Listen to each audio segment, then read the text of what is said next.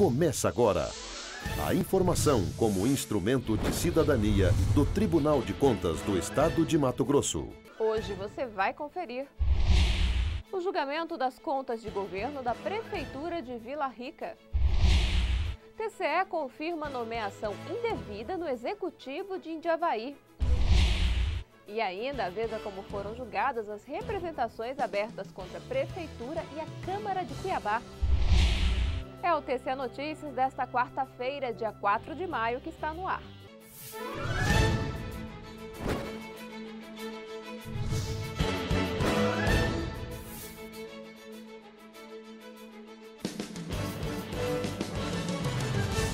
Olá, tudo bem? TCE confirma que servidor da Prefeitura de Indiavaí acumulou cargo público indevidamente. Na representação interna aberta pelo TCE e julgada procedente pelo Pleno, foi possível comprovar o acúmulo ilegal de cargos públicos, pois foi confirmado que um servidor foi nomeado como professor na Prefeitura de Indiavaí, quando já exercia a função de agente penitenciário na Prefeitura de Araputanga. É exatamente essa carga horária que torna as funções incompatíveis, já que é humanamente impossível uma pessoa cumprir uma carga horária semanal de 74 horas em municípios diferentes. Por isso, os conselheiros determinaram que o prefeito de Indiavaí abra procedimento administrativo para que em 60 dias possibilite ao servidor escolher dentre uma das funções que exerce. Notificar o secretário de Estado de Justiça e Direitos Humanos a fim de lhe dar ciência dessa decisão, encaminhar cópias desse voto aos relatores das contas anuais 2011 da Secretaria de Estado de Justiça e Direitos Humanos e da Prefeitura Municipal de Indiavaí para servir de ponto de controle. Na mesma sessão, os conselheiros julgaram como improcedente uma representação interna aberta contra a Auditoria Geral do Estado e a Secretaria Estadual de Educação. A íntegra desse processo você confere no site do Tribunal de Contas. Prefeitura de Cuiabá vai ter de regularizar contratos para aquisição de combustível. Na representação interna, a equipe técnica do Tribunal de Contas constatou que o Executivo de Cuiabá, gestão do prefeito Francisco Galindo, não estava cumprindo a licitação feita para regularizar a aquisição de combustível para a frota municipal. Na análise, foi possível comprovar que a gestão não respeitou o prazo de 30 dias estipulado para que a frota do município abastecesse com os cartões magnéticos da Prefeitura, além de não criar um procedimento de controle do contrato.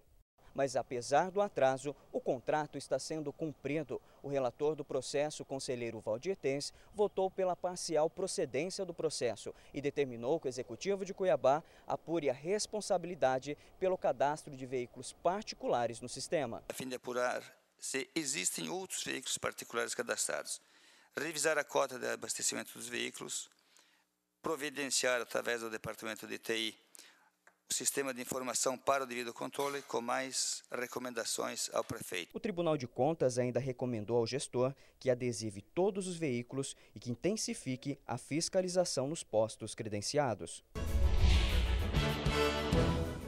E o ex-presidente da Câmara de Vereadores de Cuiabá vai ter de devolver recursos aos cofres públicos e ainda pagar multa ao TCE. O ressarcimento aos cofres municipais no valor de R$ 3.860 foi aplicado ao ex-presidente da Câmara de Cuiabá, Delcimar Aparecido da Silva, durante o julgamento da representação interna, porque ficou comprovado o pagamento de despesas ilegítimas no conserto de um veículo alugado pelo Legislativo. Houve um pequeno acidente com um veículo locado e no boletim de ocorrência o registro consta certa parte do veículo como danificada, porém todo o serviço feito de recuperação de veículo não consta essa parte danificada.